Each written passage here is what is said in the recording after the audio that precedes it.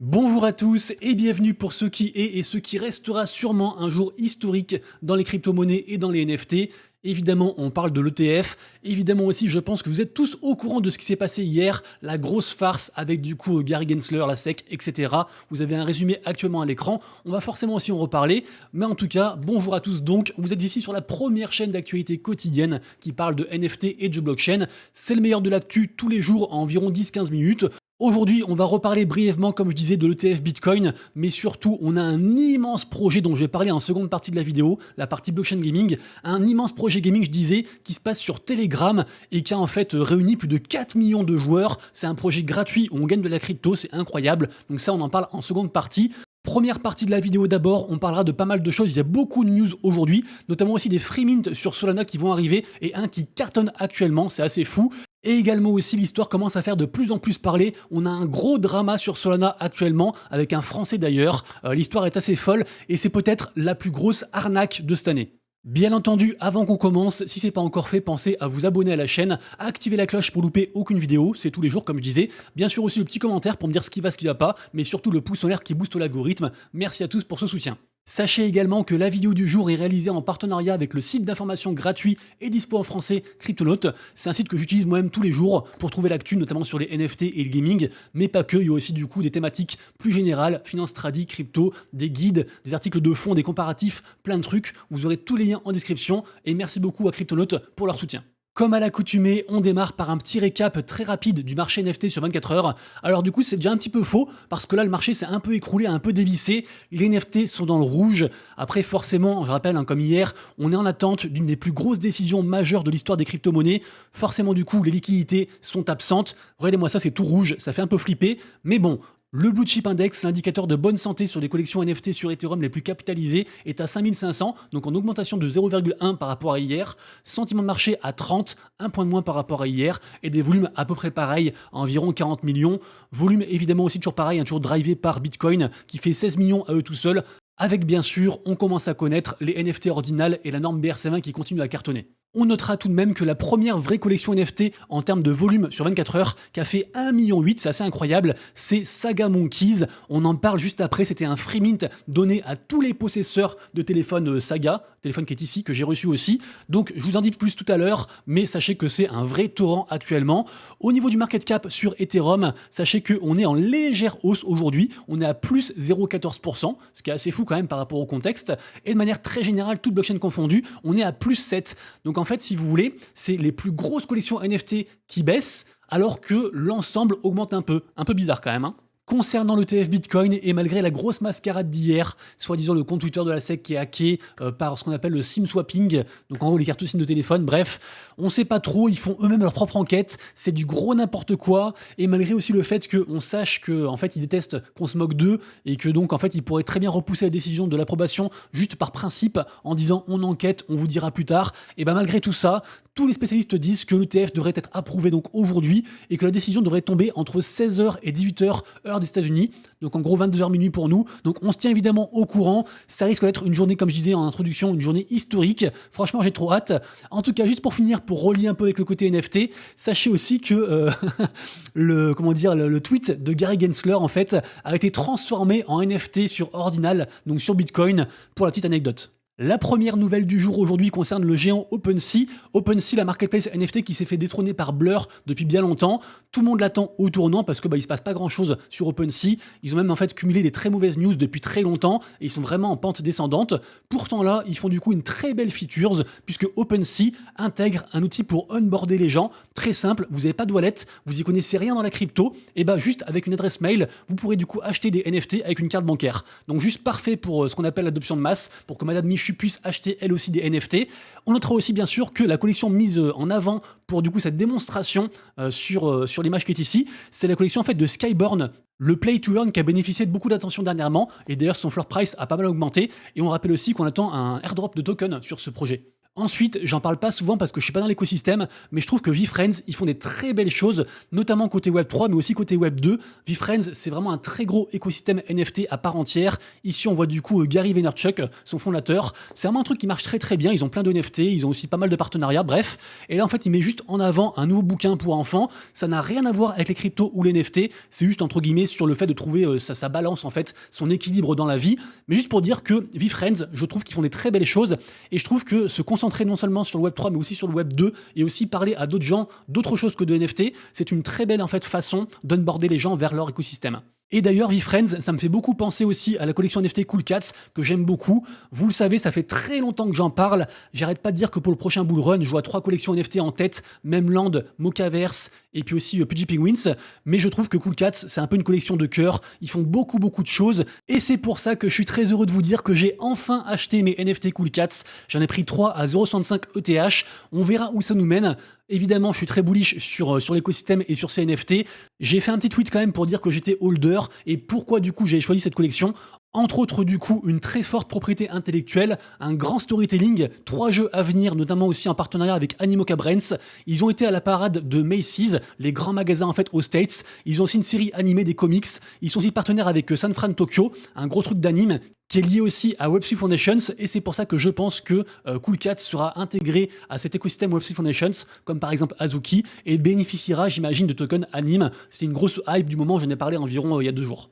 Et pour ma prochaine acquisition NFT, je pense très fortement à Shimpers. Shimpers, c'est un peu comme Cool Cats, ça fait très longtemps qu'ils sont là, ils butent de beaucoup, je trouve ça aussi undervalue, les NFT sont seulement entre guillemets à 0,36 ETH, ils sont aussi très proches de tout un écosystème gaming. D'ailleurs là, ils viennent juste de faire une annonce sur un gros partenariat avec GameStarter, qui est une très grosse boîte gaming Web3, qui fait launchpad à pas mal de choses. Bref, je pense que c'est une collection à surveiller, et moi du coup c'est sous mon radar. Ensuite, décidément, j'en parle souvent, mais je pense vraiment qu'il y a une grosse méta, une grosse tendance qui se dessine autour du téléphone Saga de chez Solana.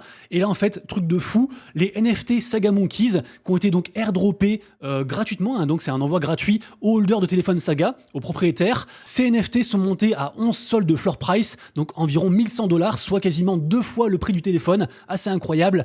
Là, actuellement, ils sont à 8,7 soldes, donc toujours plus cher que le prix du téléphone Saga. C'est vraiment dingue ce qui se passe. Mais comme j'ai dit du coup, je crois avant-hier, l'art est fou. Et donc, en fait, ça hype les gens. Sachez aussi que si vous voulez des infos sur le téléphone Solana et les différents airdrops, les différents partenariats qui se nouent autour de ça, suivez le compte du coup Saga DAO. Également aussi Solana Saga Perks, qui diffuse un petit peu tous les avantages. Notamment, du coup, on a aussi eu un nouveau airdrop de du coup Saga Punks, qui sont montés, je crois, à 0,7 sol, donc quasiment $80. Donc c'est toujours ça de prix aussi. Franchement, pour l'instant, ça régale le téléphone Solana et j'ai hâte de voir la suite. Nous arrivons ensuite à la sale histoire qui traîne actuellement sur Solana.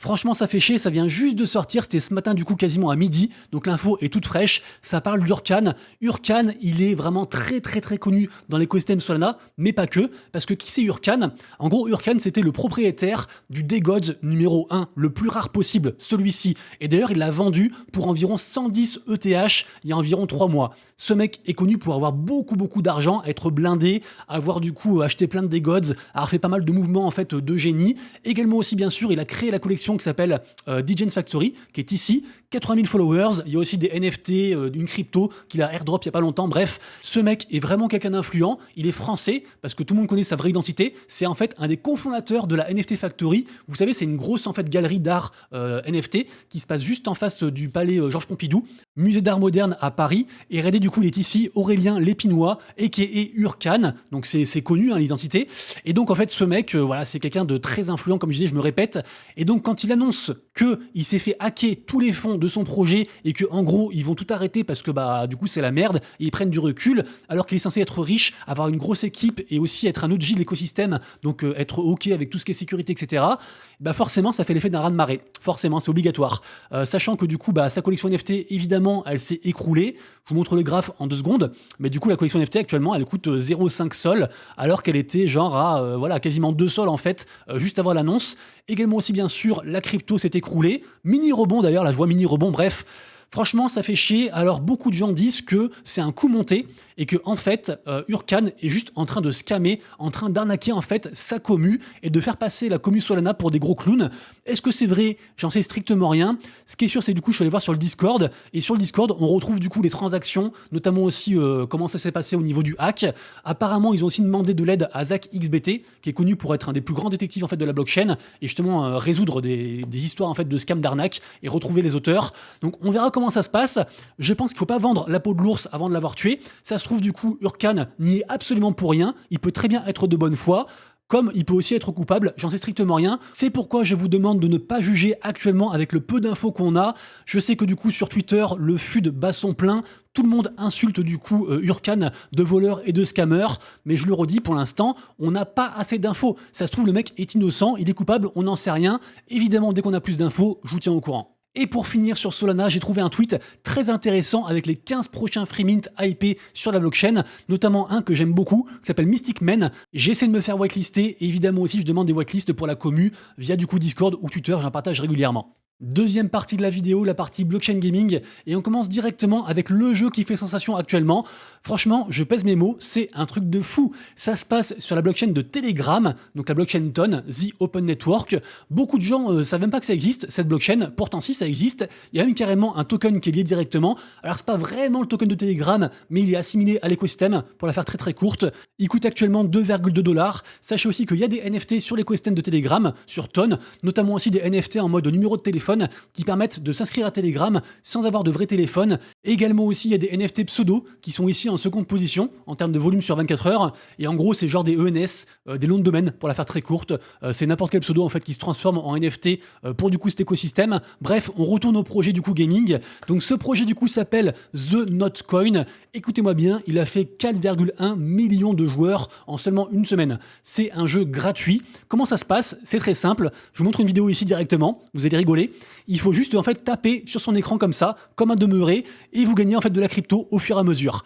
Alors, est-ce que c'est si rose que ça? Je vous dis quand même le truc. Le truc, c'est qu'en fait, cette crypto n'existe pas encore. Certes, on l'accumule dans l'application, sur Telegram, mais elle n'est pas encore sur la blockchain. Alors, évidemment, ils ont promis un gros airdrop par rapport à ceux qui ont joué pour leur donner en fait leur token, mais à l'instant où je vous parle, elle est purement fictive, elle est purement théorique.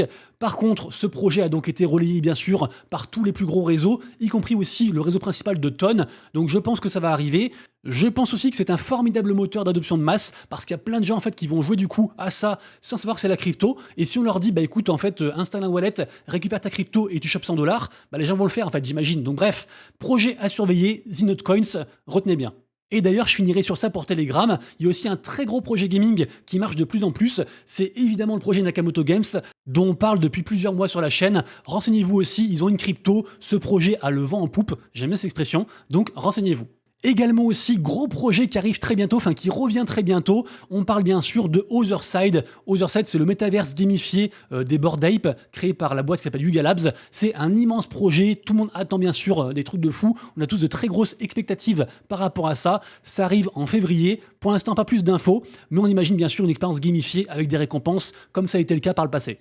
Info suivante, je suis en train de me renseigner sur un nouveau jeu que je connaissais pas, qui s'appelle du coup AI Arena, un jeu unique en son genre, puisqu'en effet c'est un jeu qui mêle étroitement l'intelligence artificielle avec le gaming. Du coup ça se passe ici, c'est encore très early, même si je vois qu'il y a quand même pas mal de gens qui suivent le projet, notamment des gens que je suis, et ça c'est je trouve un bon indicateur en fait, quand je suis un projet et que je vois que d'autres personnes que je suis s'intéressent aussi au projet. Bref, on apprend qu'on a une boîte d'investissement qui s'appelle Framework Ventures, qui vient de lever 6 millions de dollars du coup pour ce projet AI Gaming. Donc voilà, un projet du coup à digue à surveiller pour l'avenir. Ensuite, le projet Shrapnel, rappelez-vous, c'est un FPS très attendu, Shrapnel, qui devrait arriver du coup pour ce mois-ci. Ils ont aussi en fait créé une map sur Fortnite, et a priori, il y aura du coup un gros tournoi dessus. Ça commence du coup pour vendredi 12 janvier, donc dans 2 jours, et il y a quand même 25 000 balles à gagner. Donc pareil aussi, inscrivez-vous, faites-vous plaisir. Ensuite, Star Atlas, le plus gros projet gaming pour moi sur Solana, n'est pas en reste non plus, puisqu'en effet, ils annoncent du coup pour le 17 janvier, donc très bientôt, 24 heures du coup de playtest, un nouveau mode multijoueur limité seulement à 1000 personnes. On ne sait pas encore s'il y aura des choses à gagner, moi je pense que oui. Et par contre, si du coup cette expérience vous intéresse, et ben en fait, like RT, revenez du coup leur Discord, et comme ça vous aurez une chance de choper du coup la clé d'accès. Et dernière info, il faut absolument que je fasse des recherches là-dessus. On a Loki, compte très intéressant à suivre sur les réseaux, qui nous parle d'un nouveau projet que je connaissais pas, qui s'appelle le projet Xtro. Et en fait, ça part d'un constat, c'est que 95% des NFT sont entre guillemets inutiles, dans le sens où ils apportent pas une réelle valeur en fait directement. On est plus dans une commu tout ça, mais en fait on gagne rien à le holder de particulier. Et bah ça pourrait changer avec du coup ce skin to earn, puisque en effet, en soft stackant, donc même pas besoin de bloquer son NFT sur une plateforme tierce un peu bizarre, juste on soft stack, c'est-à-dire qu'en gros on s'enregistre, et bah si on est holder de certains NFT, on gagne des points tous les jours. Par exemple, si on a un NFT Bored Ape, on gagne 300 points par 30 minutes, si on a un Azuki, on gagne 80 points par 30 minutes, si on a du coup un Moonbird, 20 points, etc. Bref, vous avez compris, et on imagine qu'en fait ces points seront convertis en crypto. Donc je vous parle de ce projet-là, j'ai pas encore le temps de faire mes recherches, mais ça me paraît intéressant de pouvoir optimiser le fait de holder, de détenir un NFT sur le long terme et en plus sur du gaming. Nous arrivons à la fin de la vidéo, j'espère que vous avez aimé. C'est le cas, pensez au petit pouce en l'air, hein, ça récompense le travail fourni jour après jour. Donc c'est une grosse aide, merci à tous. On se quitte du coup sur les NFT à surveiller et les mints du jour. Vous savez, vous retrouverez du coup tout ça tous les matins sur mon compte Twitter vers 11h. Juste quand même, petit focus sur 4 projets. Le premier, c'est Mint Blockchain. Rappelez-vous, c'est une blockchain spécialisée dans les NFT qui a quasi sold out. C'est un free mint qui est monté genre à 0,04 dans la nuit. Il y a également aussi de grosses rumeurs sur un airdrop de token Mint pour un moyen terme, moyen long terme. Faut pas être trop pressé. Également aussi, je voulais vous parler de Farcana, puisque en effet, on en parle beaucoup moins. Ce jeu du coup Play to Earn, backé par Animoca Brands, qui était un free mint et qui est monté, je crois, à 2 ETH. Actuellement, c'est un 1 ETH. Et on se rappelle aussi que pareil, il va y avoir un prochain mint en fait sur Ordinal avec eux, et également aussi un système en fait de airdrop par rapport au fait de holder les NFT. Donc peut-être qu'on arrive sur une belle opportunité, ça je ne sais pas. Un des mints que je surveille particulièrement aujourd'hui, c'est le mint de Edge of Dino des studios Xterio. Ça coûte quand même 0,2 ETH pour du coup ce NFT image de profil qui est lié à un très gros projet gaming de jeu stratégie. Donc on surveille ça avec attention en tout cas. Et on termine aussi avec le gros pump and dump du projet Beans, qui est donc la seconde collection en fait de Azuki dans la timeline, qui a fait un gros pump en fait suite au partenariat avec Web3 Foundations, qui ont annoncé du coup un token anime. Les gens ont pensé qu'en fait en holdant des collections NFT Azuki, ils auraient un airdrop. Là ils sont un peu en train de déchanter et du coup en fait le prix est redescendu même plus bas en fait qu'avant le dump. Donc en fait c'est du coup très négatif au final, ça fait un peu flipper. Bref les amis, du coup c'est tout pour moi. J'espère que vous avez kiffé une fois de plus. On se retrouve demain pour la prochaine vidéo et d'ici là bien sûr prenez soin de vous, de proches et de vos wallets. C'était Monsieur Rabbit, des bisous, ciao.